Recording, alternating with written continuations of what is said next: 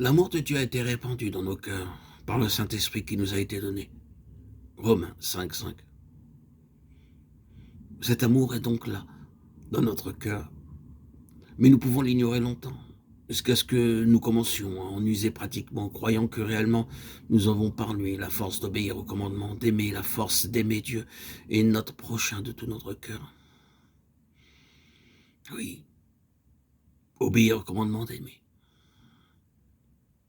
Ah, quelle merveilleuse grâce, quelle joie immense d'aimer, d'avoir cette force d'aimer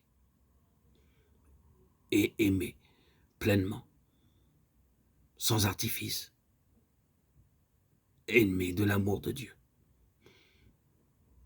La foi et l'obéissance précèdent toujours la conscience et l'expérience d'avoir reçu la vertu de l'esprit. Le véritable amour est l'amour par l'esprit et non l'amour hypocrite, conditionnel, passionnel, l'amour faux, falsifié, qui provient du cœur et non de l'esprit. Autant que Dieu vous aime, aimez de même tous ceux qui vous entourent. L'apôtre Paul nous y exhorte par l'amour de l'esprit, Romains 15,30. Comprenez bien quel est l'équilibre à garder entre ces deux faces de la vérité. D'un côté, tenez-vous en la sainte présence de Dieu, vous attendant à lui pour qu'il vivifie votre foi, pour qu'il vous fasse saisir que réellement le Saint-Esprit, porteur de l'amour divin, demeure en vous et remplit votre cœur. De l'autre côté, sans regarder à ce que vous sentez ou non, mettez-vous à obéir de tout votre cœur au commandement d'aimer votre prochain, avant et en ayant dans votre vie de chaque jour, dès le matin, dès votre réveil, la douceur, le support, la bienveillance, la promptitude à rendre service. Que ce soit votre leitmotiv, votre raison de vous lever le matin, vous dévouer à autrui. Ce dévouement à autrui dont Jésus-Christ nous offre le modèle. Vivons donc de l'amour même de Jésus et nous serons des messagers de son amour, soit pour ceux de ses disciples que nous rencontrerons sur notre chemin, soit pour tous ceux qui ne le connaissent pas encore. Soyons des messagers de Christ, des témoins de son amour. Nous serons alors appelés les disciples de Christ. Par son amour, nous témoignons. Nous revendiquons le titre de disciple. Et plus notre communion sera intime avec Jésus, avec sa vie divine, par le moyen du Saint-Esprit, plus aussi cette vie divine agira efficacement dans nos rapports quotidiens avec nos semblables. Personne ne vit jamais Dieu.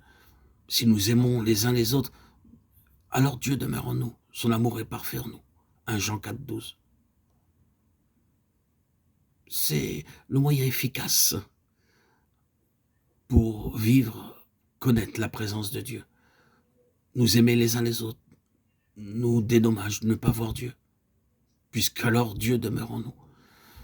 Nous n'avons pas ici à nous demander si notre prochain est digne d'être aimé, car l'amour de Dieu, soit pour lui, soit pour nous-mêmes, s'adresse également à des indigènes, des gens indignes ou des gens méconnaissant la parole de Dieu,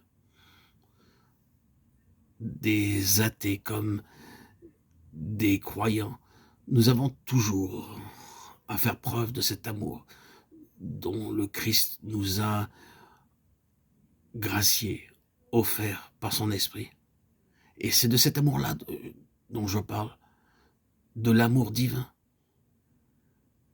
que le Saint-Esprit que nous avons reçu à notre baptême, dans lequel nous avons été scellés, nous enseigne, nous apprend à aimer nos frères, nos sœurs, même nos ennemis. Cela paraît invraisemblable pour les gens ordinaires. Mais nous qui avons l'esprit, et si nous marchons par l'esprit, nous pouvons triompher de toute haine, de toute rancune, de toute amertume envers notre prochain et même notre ennemi. Gloire à Dieu. Gloire à Dieu. Que notre cœur soit toujours rempli de louanges pour cet esprit que nous avons reçu et que nous puissions toujours marcher par l'esprit pour être en communion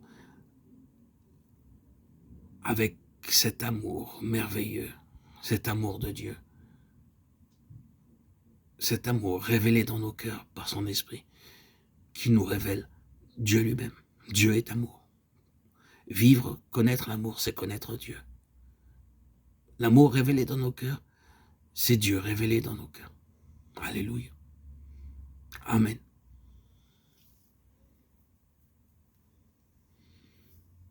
Que ces paroles ne soient pas de simples paroles, de simples verbalisations, que nous puissions vivre cet amour